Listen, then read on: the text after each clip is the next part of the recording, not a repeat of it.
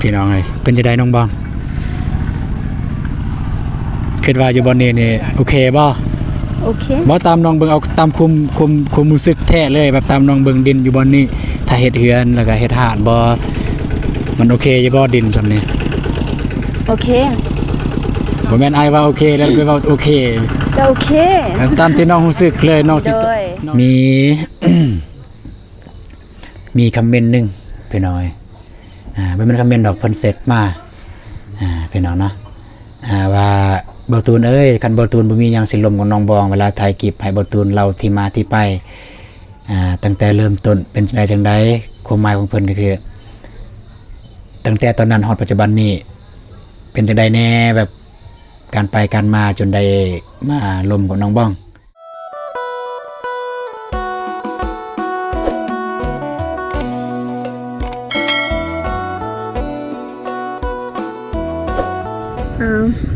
กราบทักทายสวัสดีแล้วก็สบายดีเด้อพ่อแม่พี่น้องแล้วก็ผู้ใหญ่ใจบุญทุกท่าน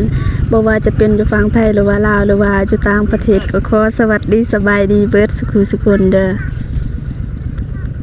วันนี้น้องก็อยู่ที่ดินของบ้านไอ้ตูนพอดีน้องเมื่อแต่สวนแล้วก็แวะไปเบิ่งสิอัปเดต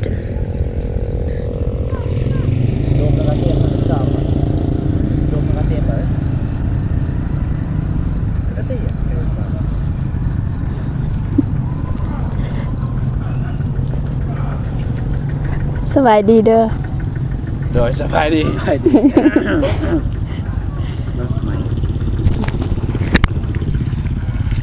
ใส่น้องบองสัมภาษณ์เอาตูนมือนี่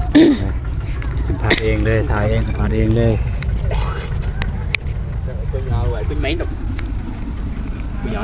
นาบ้าวนาบ่าวว่าโดยพี่น้องของน้องว่าโดยเลยสบายดีเลยคูณ30จังใหม่บ่ฮอด30บ่ฮอดครับ13คูณ9ทมใน13คูณ9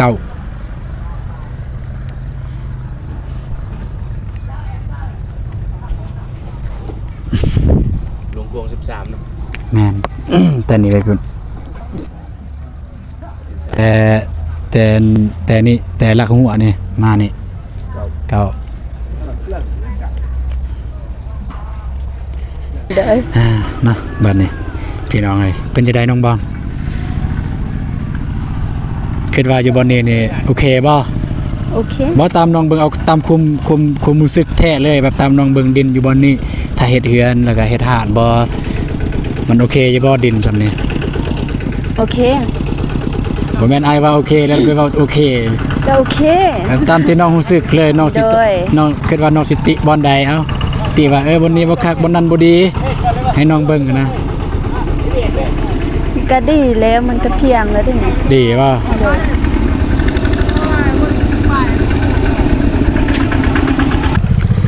ไปจะได้มื้อนี้ไปเก็บกาแฟเมื่อยบ่เมื่อยฮะเมื่อยในจักสอบน้องได้สอบไปคิดว่ามื้อใดสิแล้วยังโดนนะมื้ออื่นก็ไปสวนแต่ว่ามื้ออื่นไปเวียกสนุมมื้ออื่นเวียกสนุมเพราะว่ามื้ออื่นเนี่ยอยากให้ไปมอบเงินนำกันนะไปมอบเงินนำกันเงินนี่แหละค่านี่ตอนเช้าก็เสียให้ไปก็ย่าน้องบ่ทันคันอาจสิไปให้ผู้เดียวมันก็3บาทได้บ่มันก็ได้แต่มันก็บ่อยากคักปานใดเงินนำกันคันสิท่าบ่น้องวางย่านกระเจ้าอีกสิอยากได้เงินเลยแต่ว่าสิเบิ่งเนี่ยมื้ออื่นอีกสิมาเบิ่งเนี่ยบ่ได้ละเอียดให้เพิ่นมาปรับอีกคือจังซี่จักคันรวมนี่20คัน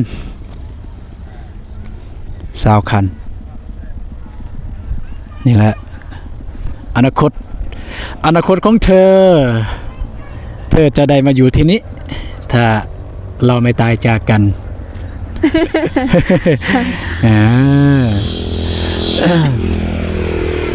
โอเค ไปมันสิมืดไปมีเห็นมือสารก่อนเดี๋ยวสิไปเบิ่งรถรางก่อนแล้วก็จะไปส่งน้องเมื่อพักผ่อนพี่น้องเอ้ยก็ประมาณนี้กันมื้ออื่นนี่น้องไปเวียกแต่จักโมง เวียกเช้านุ่มนี่กำหนดเวลาเฮ็ดเวียกตอนเช้านี่8 โมงจับ 8 โมงจับออกไปเวียกจักโมง ออกนั่นได้ ออกแต่เฮือนไปเวียกหั่นนะ 7 โมง 7 โมงบ่โอ้บ่ทันเนาะ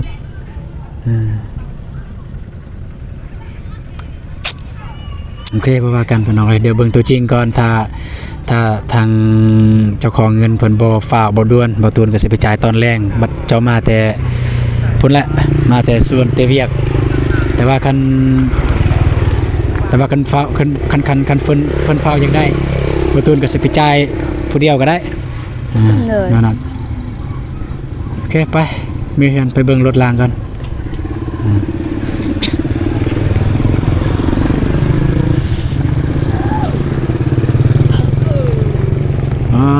รถกำลังมาพี่น้องเอ้ยมืดแล้วมันกำลังมืดตื่นตาแล้วพี่น้องเอ้ยเนาะทางน้องบองบ่ตูนก็ท่าเบิ่งใส่ว่ารถบ่เห็นมาคิดในใจมาแล้วสิได้กักเลยพอได้อยากเบิ่งอยากเห็นบ่ตูนลัดไปกักน้องบองไปเบิ่งทางคลิปของบ่าวอนุ่งพี่น้องเอ้ยบ่ตูนแล่นไปหาเลยแล่นไปโบกมือเลยไปมื้อนี้เก็บแล้วหรือบ่เนี่ยจังว่าแม่เก็บไปพี่น้องเดี๋ยวไปเบิ่งรถเบิ่งรางก่อนมาส่งของน้องบองหอดเถือนหอดสารแล้วเนาะที่สาแน่จักหน่อยพี่น้องก็บ่ตูนบ่มีรถพี่น้องเอ้ย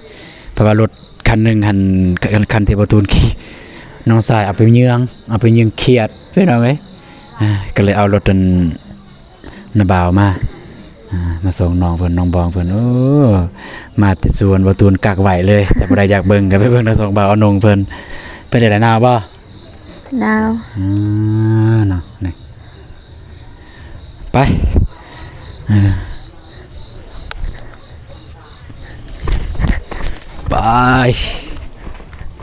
ไปส่งน้องเพิ่นว่าเจ้านอนแล้วบ่จักนี่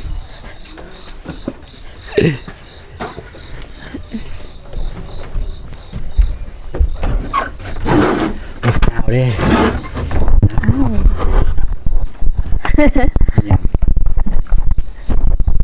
ไปป่ะนั่งลินก่อนจึงเมื่อไปเราไง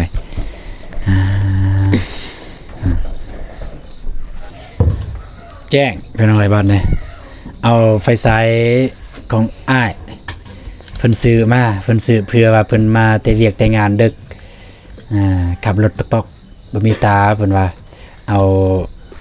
ไฟอันนี้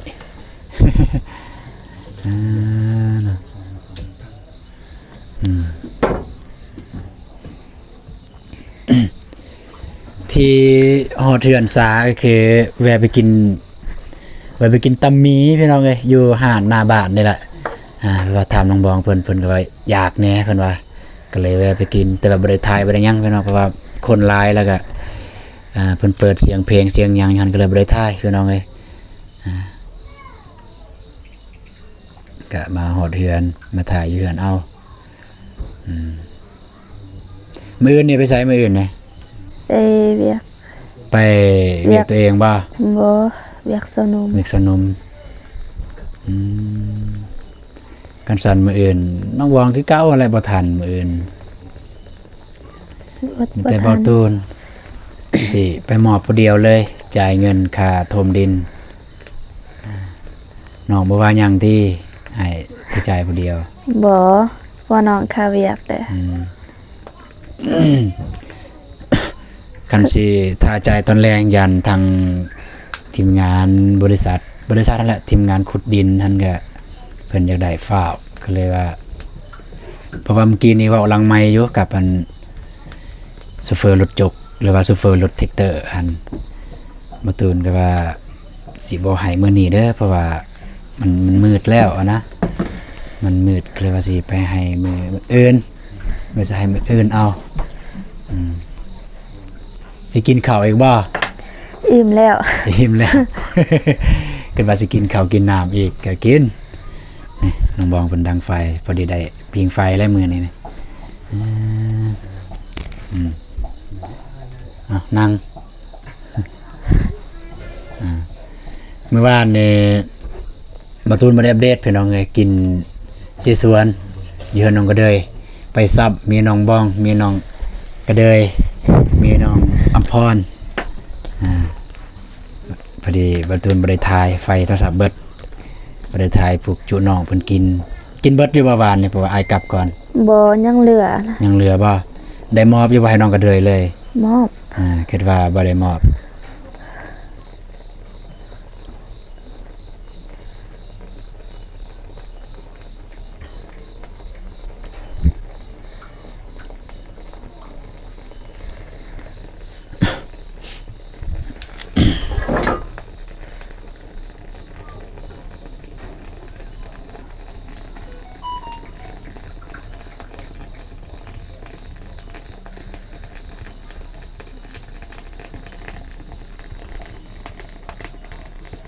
แต่ว่ามื้อนี้นี่มืดมื้อบ่ได้พอกันกับน้องบองเพิ่นก็ไปเวียกของเพิ่นพ่อแม่พี่น้องกันเนาะแต่บ่ตูนก็พยายามให้ได้อัปเดตน้องบองทุกมื้อถ้ามื้อใดบ่ตูนบ่ได้อัปเดตต้องขอโทษขออภัยแล้วก็มีก็หลายๆคนก็คืออยากให้อัปเดตแต่ว่ามีผู้หนึงอยู่ดอกเห็นคอมเมนต์ว่าเพราะว่าเพิ่นไอ้ต้นน้องบองซั่นดอกก็บ่ได้ผิดดอกเพิ่นว่าบ่ต้องไปอัปเดตทุกมื้อก็ได้น้องเพิ่นก็เฮ็ดเวียกมีเมื่อยแล้วก็ให้น้องเพิ่นพักผ่อนก็ได้จากมื้อจากคราวว่าซั่น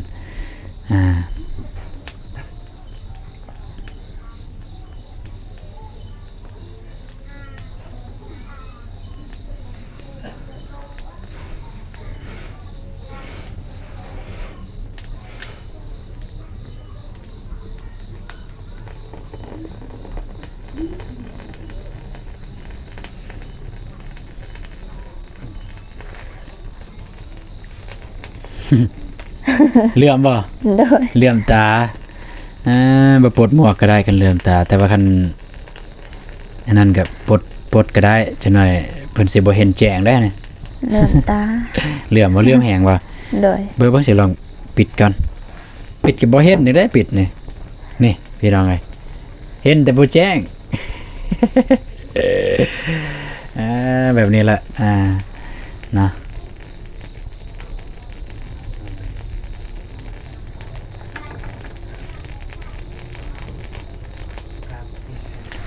เขายังบ่เขาแม่นบ่สอบเขาฮะ โดย จักสอบนะ 3 3อันนี้ก็เข้า 3เครื่อง สองสอบนี่เข้าบ่ เข้า คิดว่าเบิดก็สิซื้อเพราะว่าเขาเพราะว่าเงินพี่น้องเอ้ยเงินซื้อข้าวของน้องบอง เขานั่น มี เข้าที่ในหมู่บ้านนี่แหละซวยตอนขึ้นเฮือนซวยกัน เพราะว่าพี่น้องเอ้ยข้าวน้องบองหั่นนะมีนำบ่ตูนมีเงินซื้อข้าวของน้องบองจำนวน3ซอบผู้ใหญ่เพิ่นให้แต่บ่ตูนมันยังบ่ทันได้ซื้อแล้วก็บ่ตูนได้ลมนำผู้ใหญ่แล้วว่าได้ถามน้องบองว่าเขายังบ่เพิ่นน้องบองว่ายังไปทางผู้ใหญ่เพิ่นก็สบายอยู่เพิ่นว่าแล้วแต่เด้อลูกเอ้ยถ้ามื้อใดแบบเขาน้องบองเบิดก็ซื้อให้เลยเพิ่นว่าแล้วเพิ่นว่าซื้อหลายๆรถ3ซอบเพิ่นว่านะจะได้ก็ลูกตูนก็ไปกินตลอดเพิ่นว่า ทางแม่เพิ่นดอกแม่อยู่เพิ่นแหละอยู่ต่างประเทศแต่ว่าเพิ่นเป็นคนไทย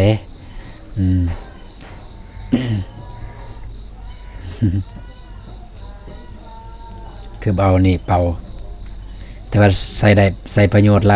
ลายอย่างอยู่เนี่ยเนาะ โดย แจ้งอีหลีเนี่ยมันก็สิปรับก่อนพี่น้องเอ้ยจนเหลื่อมตาเนี่ยขนาดเบาตัวบ่ได้ถือก็ยังเหลื่อมตาปรับมาได้เนาะเหลื่อมแฮงนี่พี่น้องเอ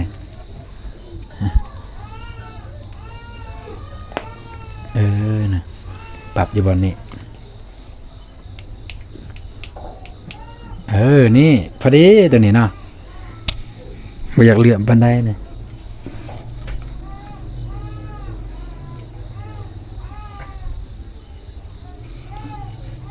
มื้อนี้บ่ตูนก็บ่ได้ไปเฮ็ดห้องน้ำน้องกระเดยเพราะว่าเบิดเบ้อคุมอยู่หั่นแหละคุมมาทางทีมงานปรับดินถมดินอยู่หั่นก็เลยบ่ได้อันนั้นหรือว่าน้องไปหาอาบน้ำกับอาบทาก่อนบ่ จึงมานั่งคุยกันหรือว่าจักหน่อยจึงอาบ โดย บ่ จะน้อยอาบก็ได้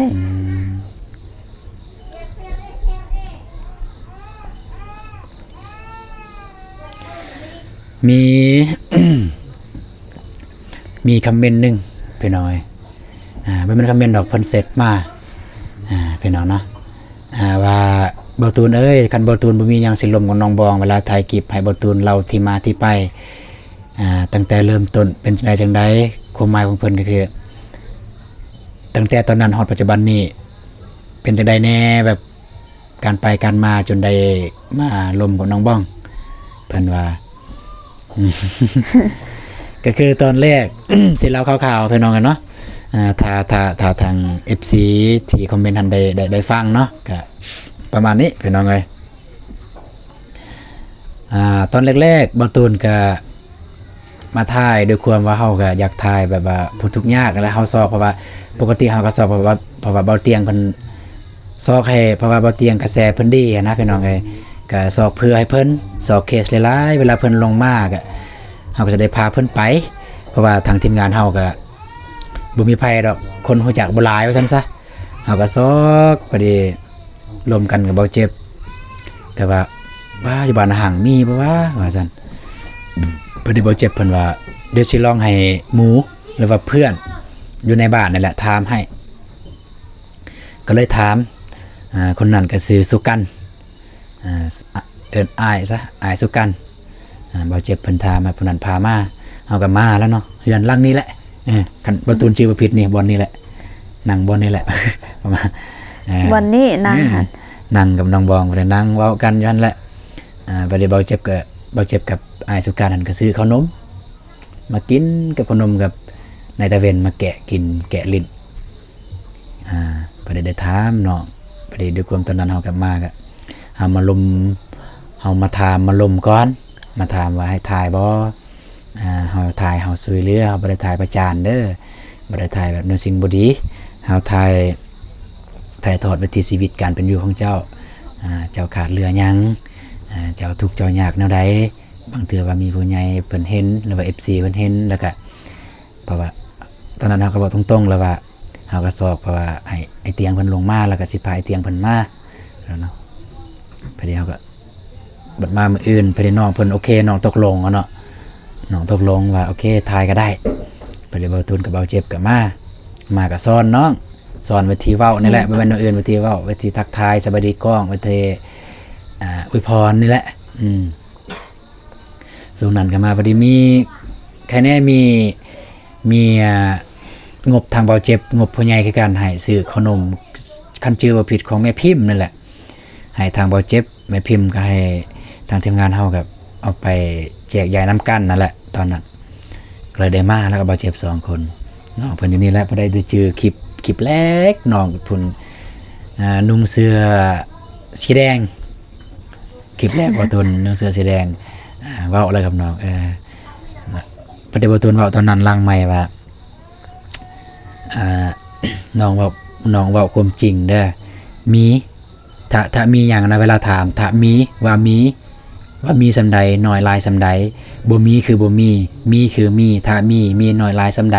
ประมาณนั้นบ่ให้ตัวเว้าจากความรู้สึกจากข้างในรถบ่ให้ว่าเพิ่นว่าบ่ให้ว่าให้ประดิษฐ์สร้างประดิษฐ์แต่งว่าซั่นซะก็เลยได้ถ่ายแต่ด้วยความตอนนั้นเฮาก็เบาเจ็บก็บ่มีคนเบิ่ง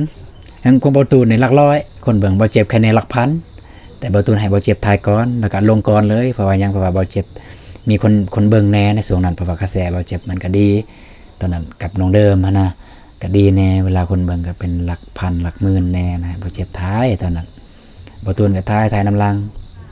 ยังบ่ทันได้กลับไปย้อนเบิ่งคลิปตัวนั้นฮอดพันแล้วบ่ที่ ลิปตัวบ่ตูนถ่ายหั่นตัวเล็กๆกันซองยังบ่ทันได้ผ่านพี่น้อยเท่านั้นซองบ่ตูนยังบ่ทันได้ผ่านเทื่อแต่ก็ไปทุกมื้อบ่เคยหยุดบ่เคยยั้งก็เลยได้มาความรู้สึกคันทำความรู้สึกในช่วงนั้นคือในความเฮามาเห็นแล้วมาเห็นน้องอะนะความทุกข์ยากที่ชีวิตเฮารู้สึกอีต้นแบบอีต้นเลยนะแบบโอ้อีต้นเด้นะผู้นี้นะอีต้นนะเฮาอีต้นอีหลีอะนะตอนจากซอยอีหลีนะอีต้นอยากให้เฮาก็อยากอัปเดตให้เพื่อแบบมีผู้ใหญ่ใจบุญเพิ่นอยากซอยอะนะพอดีมาพอดีเบาเตียงมาพอดีพามาเบาเตียงเบาเจ็บพามาตอนนั้นเบาตูนกับเบานงก็เฮ็ดเฮือนน้องซาลีเพิ่นได้เบาเจ็บพามาทางนี้มาหาน้องบอกน้องก็เดยแต่น้องก็เดยบ่เห็นน้องก็เดยลิครับป่ะลิไปอยู่ป่ากาแฟ น้องก็เดยญาติน้องก็เดยว่าญาติพอดีน้อง เห็นน้องบ้องพอดีด้วยความว่าไอเตียงเนาะพอดีความว่าไอเตียงระดับไอเตียงมาแบบคนก็บ่อยากลายแน่กระแสน้องบ้องตอนนั้นก็บ่มีแบบว่าคือว่านั่นแหละเนาะแบบท่าทีแบบมีคนสิช่วยเหลือเกี่ยวกับเพื่อนสารยังบ่มีตอนนั้นแต่ว่าจะช่วยเหลือทางอื่นได้กว่าช่วยเหลือน้องบวนบ่ตอนนั้นช่วยเหลือยังก่อนชื่อป่ะตอนไอเตียงมาช่วยเหลือเอื้อยก่อนช่วยเหลือเอื้อยก่อนบ่โดยช่วยเหลือเอื้อยก่อนหลังจากนั้นก็บัดไอเตียงเมื่อคลิปสุดท้ายเนาะโดยไอเตียงมาล่านะมาลาว่าสิเมื่อแล้วมาลาว่าสิเมื่อแล้วซื้อข้าวบ่ตอนนั้นชื่ออยู่ว่าซื้อข้าวแม่นบ่โดยซื้อข้าวตอนนั้นเนาะประเด็นน้องบอกให้คันจื้อคำบ่ทุนซื้อบ่แม่นคลิปตัวนั้นแหละน้องให้ซื้อข้าวหันตั้งซื้อข้าวหันแม่นตอนที่นาบาวเตียงล่าว่าสิกลับหันน้องใส่เสื้ออันนี้แต่ว่าให้นั้นน้องใส่เสื้อสีเขียวสุกีฬาตัวให้ฮั่นพอดีสิว่าตัวให้เนาะบ่ตุนก็อยู่ลุ่มมันไรบ่ตุนบ่ได้อยู่นี่ดอกอยู่ลุ่มเพราะว่าเฮาพาเบาเตียงมาเฮาก็อยู่พุ่นและอยู่ลุ่มก็นั่งอยู่หั่นแหละกับเบานงกับเบาเจ็บเบาโกกับเบาเมฆเท่านั้นพอดีเบานงมาจับกองให้เบาเมฆตัดคลิปเบาตุนก็นั่งอยู่หั่นแหละอยู่ลุ่มพอดีเห็นเบาเตียงลงโอ้น้องบองห้องหายเพิ่นเบิ่งก็หลายเติบแต่บ่ฮู้นำเบาเตียงมีคนซอยในคลิปนั้นบ่แต่บ่ฮู้พอดีเบาตุนก็เบิ่งแบบมันจังหวะคือมันดีแต่ว่าน้องอันนี้เบาตุนก็เลยเข้าไปเอาคลิปนำเบาเตียงกันเข้าไปดูดเอาว่าซั่นซะคันคลิปคนอื่นก็บ่กล้าเอาดอกแต่ว่าคลิปทีมงานเฮาเองเข้าไปเอาแล้วก็ไปตัดต่อลงอยู่ไปตัดต่อลง TikTok ปรากฏว่ามีคนเบิ่งลับลงประมาณซ้ำนี้แหละชั่วโมงลงอยู่กับน้องสายปาดคนเบิ่งขึ้นหลายแท้มัดว่ามึงคอมเมนต์โอ้มีคนอยากซอยเหลือนะมีคนอยากซอยเหลือตอนนั้นบ่จื้อแล้วบ่จื้อว่าบ่ตุนได้งบจาก TikTok ได้หลายปานใดบ่จื้อแล้ว300,000บ่กายเด้อายอีหยังน้อก็เห็นนำ TikTok อายมานพไปยังเห็นนำ TikTok คั่นแหละอายมานพอายหยังน้อบ่จื้อแล้วมันลายไปหน่อยขอโทษขออภัยหลายๆนำ TikTok แต่ว่าเพิ่นติดต่อมาทาง Facebook แต่ว่าเพิ่นเห็นนำ TikTok บาดนี้นะประเดี๋ยวบ่ตุนก็มามอบแล้วก็บ่ตุนก็เบิ่งกระแสมันคือมันดีประเดี๋ยวบ่ตุนก็ล้มน้ำนองเพิ่นว่าเงินนี่สิเอาเลยบ่หรือว่าให้เก็บไว้เพื่อแบบว่าได้สมทบเพื่อเพราะว่าเห็นนำ TikTok ยังแบบกระแสยังมีนะคนอยากซอยนะก็เลยมีแผนว่าให้เก็บไว้บ่เพื่อว่าถ้าได้จำนวนนึงก็สิได้ซื้อสังกะสีให้น้องเพิ่นเฮือนหลังนี้น้องก็ว่าให้อ้ายเมียนก็ได้ก็เลยได้ให้น้องเท่านั้นมันแต่เท่าใด 300,000 บ่ให้ 300,000 เงินก้อนแรกก็คือ 300,000 เงินก้อนแรก 300,000ก็คือเงินTikTokคือกันให้ 300,000เงินลาวแม่นแหละเงินที่เอื้อยอันนั้นเนาะเอื้อยหยังเนาะอยู่คนลาวเนาะเพิ่นส่งมาประเดี๋ยวเงินที่บ่ตุนนะครับเป็นเงินบาทมันเก็บไว้เลยเป็นเงินสมทบเลยเพราะว่ากระแสก็มาแหละกระแสมาพอดีกระแสมาปุ๊บพอดีพรเข้ามาบัดนี้พรเห็นเพิ่นทักมาเลยเพิ่นว่าบ่ตูนเพิ่นว่าเอื้อยเห็นแล้วเรื่องราวของน้องบ้องเพิ่นว่าเพิ่นอยากช่วยเหลือเพิ่นว่าเรื่องใหม่เอื้อยสิรับผิดชอบเบิดเลยแม้แต่น้องไปนับเบิ่งเด้อว่าบ่ครบเท่าใด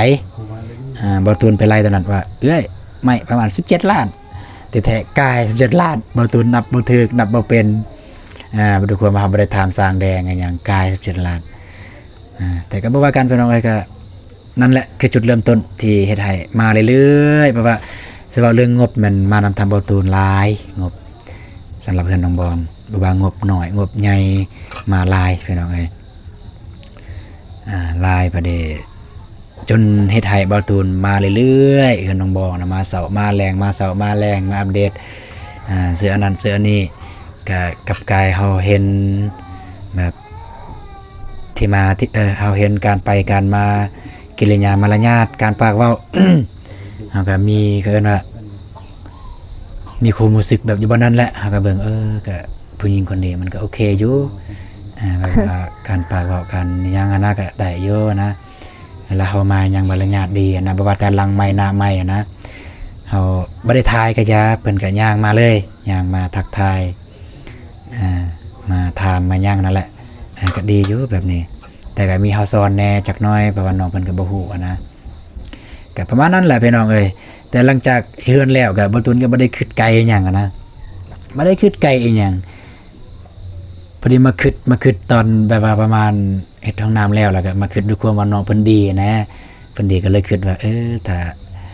ถ้าแบบประมาณว่าถ้าเฮาได้เมียนะเฮาก็อยากได้เมียแบบคนแบบนี้ประมาณนั้นเฮาคิดว่าคนแบบนี้นิสัยแบบนี้แต่ด้วยความว่าความรู้สึกครั้งแรกเฮารู้สึกกับน้องเพิ่นก็เป็นน้องเป็นนุ่งนะพี่น้องเอ้ยเฮาก็เลยบ่กล้าเปลี่ยนความรู้สึกเฮาเพียงแต่รู้สึกว่าถ้าเฮามีเมียนะเฮาอยากได้คนแบบนี้สไตล์แบบนี้นิสัยแบบนี้ประมาณนั้นพี่น้องเอ้ย เฮาบ่กล้าเปลี่ยนความรู้สึกแบบอื่นนะพอดีประจวบเหมาะเอิ้นพอดีไอ้เตียงมันลงมามื้อคืนเฮือนนั่นบ่แม่นไอ้เตียงยังทันลงมาไอ้นงและหยอกแต่นั้น ไอ้นงหยอกบ่ตูนก็จักสิตอบจังใดแล้วเนาะก็ตอบตัวใจตัวเองยอมรับเวลาบอกกับไอ้นงก็ว่าอย่านะไอ้นงบ่หยอกนะยานว่ามันสิผิดใจผู้ใหญ่ FC หยังนั่นแหละยานว่าผิดใจนะแบบยานว่าเพิ่นสิว่ามาช่วยเหลือแล้วสิมาลมเลยมันบ่งามนะไปเด้ไอ้นงก็เลยว่าลองเพราะว่าอ้ายเบิ่งว่ามันอ้ายหยอกอ้ายเบิ่งเหมาะสมในพวกน้องนี่เพิ่นว่าเหมาะสมอีหลีแล้วก็อ้ายอีตนผู้หญิงอ้ายเสียดายผู้หญิงคนนี้เพิ่นว่านิสัยดีเพิ่นว่านิสัยดีอ้ายเสียดายแต่คันน้องชายอ้ายได้อ้ายเอาหรือว่าน้องชายอ้ายได้ถือว่าอ้ายยินดีเพิ่นว่าอ้ายยินดีอ้ายยินดีแบบยินดีนะจักสิว่าเพิ่นว่าจังซั่นนะไอ้นงเพิ่นก็เลยเพิ่นก็หยอกไปหยอกมาก็ปรากฏว่า FC ก็ผลตอบรับดีสุดท้ายเพิ่นว่าเอาเลยเพิ่นเสียนะประจวบเหมาะไอเตียงมาปุ๊บบัดนี้แหละพอดีเบาแท้เบาตูนทำในรถทำแบบลูกผู้ชายเลยกับไอ้นงกับเบาเตียงเบาตูนทำตรงนี้เด้อเพราะว่าเบาตูนคล่องใจนะ ทำไอ้นงไอ้เตียงที่พวกอ้ายประเทศพวกอ้ายให้เบาตูนลิ้นกับน้องบองแบบนี้พวกอ้ายมีจุดประสงค์หยังบ่หรือถ้าสมมุติว่าพวกอ้ายว่าอยากให้น้องล้มมันแหละย้อนหยังพวกอ้ายจึงอยากให้เบาตูนล้มน้องบองเพิ่นไอ้เตียงบอกก่อนไอ้เตียงว่าแบบนี้เด้อน้องอ้ายเคยไปถ่ายแต่ละเทื่อไปถ่ายคนอ้ายบ่เคยเห็นผู้หญิงคนใดเลยคือน้องบองแบบนิสัยแบบนี้การเว้าจาแบบนี้กิริยามารยาทแบบนี้แล้วก็เกิดว่าการปากเว้าแบบผู้ใหญ่แบบนี้หน้าตาแบบนี้เพิ่นว่า แต่ว่าคันน้องเอาอ้ายยินดีเพิ่นว่าอันนี้อ้ายเว้าแท้บ่แม่นว่าหาคู่ให้น้องแต่ว่าคันน้องบ่เอาเนาะอ้ายก็บ่สามารถบังคับน้องอันนี้แบบอ้ายแนะนำซื่อๆแต่ทุกอย่างมันขึ้นกับน้องเพิ่นว่าน้องตัดสินใจเองน้องบ่เอาอ้ายก็บ่ว่าแต่คันน้องเอาก็อ้ายยินดีเพิ่นว่าเพราะว่าผู้หญิงคนนี้คือแบบมันต่างจากที่อ้ายเคยไปถ่ายหลายๆคนเพิ่นว่า ไปได้บ่ตูนก็เริ่มหนักใจแล้วบัดนี้เฮ็ดจังได๋น้อบัดนี้ตั้งแต่แรกเฮาสึกกับน้องเพิ่นเป็นน้องเป็นนุ่งนะพี่น้องเอ้ยเฮาสึกเป็นน้องเป็นนุ่งแล้วก็บ่ได้รู้สึกแบบอื่นนะความเฮาอีต้นบัดแล้วไอ้นงก็เว้าไอ้นงว่าสำหรับอ้ายเนี่ยบ่เว้าหยังเลย แบบบ่ได้บ่กล้าเว้าหยังเลยแบบบ่สิบ่เว้าหยังเลยประมาณนั้นนะคือมันบ่มีหยังแหละผู้หญิงคนนี้คือมันกันสิว่าง่ายๆก็หาใส่บ่ได้ละคนบ่ได้ลิ้นบ่ได้กินบ่ได้เที่ยวแม้แต่เฮ็ดเวียกเฮ็ดงานแล้วก็มาเฮือนมานอนแล้วก็มื้อเฮือนมาสานอาบน้ำอาบในเฮ็ดเวียกเฮือนเวียกสานแล้วก็หลับนอนตื่นเช้ามามื้ออื่นเฮ็ดเวียกเฮ็ดงานสุดยอดแล้วผู้หญิงคนนี้แล้วว่าหน้าตาก็งามไอ้น้องว่าจังซั่นเด้อหน้าตาก็งามแล้วซั่นเด้อโอเคซั่นได้ไอ้ว่าโอเคซั่นมาที่น้องเดิม โอเคซั่นมื้ออื่นสิจัดก็เลยน้องเห็นว่าไอ้ไปซื้อส่งซื้อเกิบมาเฮือนมางานฮะ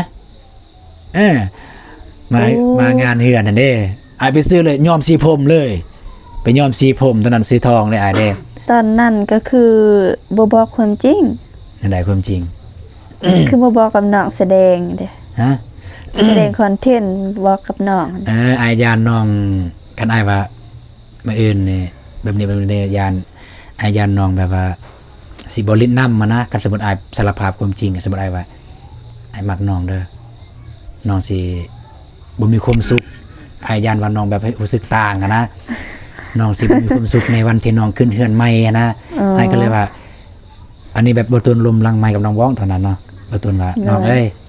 มื้ออื่นเฮ็ดจังไดก็ได้ให้เฮาคือเป็นแฟนกันเด้อเป็นจังไดทุกอย่างคือคอนเทนต์แบบนั้นคือน้องว้องตอนนั้นเด้ก็เพื่อหยังเพื่อแบบให้น้องแบบว่าเต็มที่นะบ่ให้คิดหยังหลายประมาณนั้นพี่น้องเอ้ยเป็นบ่ตูนกันมาจัดหนักจัดเต็มเลยกับไอ้เตียงเพิ่นซื้อสุดหยังมาเรียบร้อยนับแต่นั้นมาเลยแล้วก็มามื้ออื่นมื้อไอ้เตียงก็ถ่ายเลยจนฮอดไปเก็บกาแฟ จนมาจนตอนขี่รถหันยังบ่ตุนก็ยังรู้สึกว่าเฮาแบบเฮ็ดแบบว่าเฮ็ดเพื่อสนุกสนานนะว่าแล้วว่าอีหลีตอนน้องบองขี่รถนำบ่าวฝนบ่ตุนยังรู้สึกว่า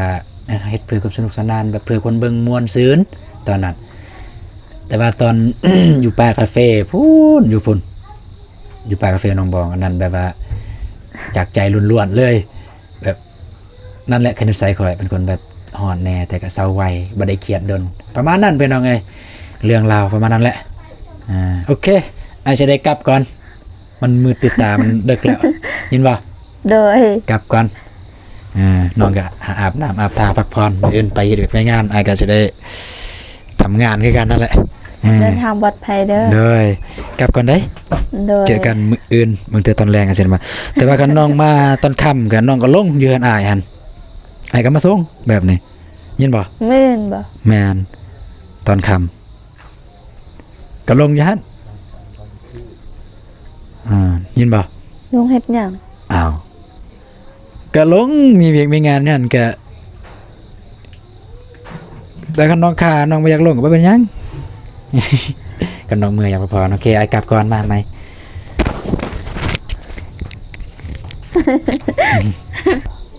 โอเคพ่อแม่พี่น้องเนาะก็ไม่มีหยังหลายสำหรับคลิปนี้เนาะก็เบาตูนก็มาส่งน้องบองเพิ่นแล้วก็บ่ได้มีหยังบ่ฮู้สิเว้าหยังก็เลยเราที่มาที่ไปลิ้นที่มาที่ไปก็คือตั้งแต่ตอนนั้นจนถึงปัจจุบันนี้เบาตูนกับน้องบองเป็นอันใดก็คืออย่างที่เบาตูนเล่าหั่นแหละที่สาเหตุต้นปลายสาเหตุจะเกิดจากย้อนหยังแล้วก็เป็นจังได๋แน่พี่น้องเนาะก็ประมาณนี้โอเคสำหรับคลิปนี้บอลตูนก็จะขอจบคลิปไปตัวนี้ก่อนแต่ว่าก่อนอื่นหมดก็ต้องขอขอบคุณใจผู้ใหญ่ใจบุญและทุกท่านที่ติดตามรับชมคลิปของบอลตูนตั้งแต่ต้นคลิปจนจบคลิปพี่น้องเนาะแต่ก็ขอให้ผู้ใหญ่ใจบุญและทุกท่านจงอยู่เย็นเป็นสุขกายสุขใจสุขภาพแข็งแรงอายุมันคนยืนพัฒนาสิ่งใดก็ขอให้ได้สิ่งนั้นดังสมการพัฒนาเด้อสาธุมันแต่บอลตูนก็สิขอตัวเดินทางก่อนมือเฮือนมือซานอาบน้ำอาบท่าพักผ่อนหันหลับหานอนพี่น้องเนาะโอเคแต่พอกันใหม่สำหรับคลิปนี้บาตูนขอกล่าวคำว่าสำบายดีเด้อไปแล้วพี่น้องเอ้ยเจอกันมื้ออื่น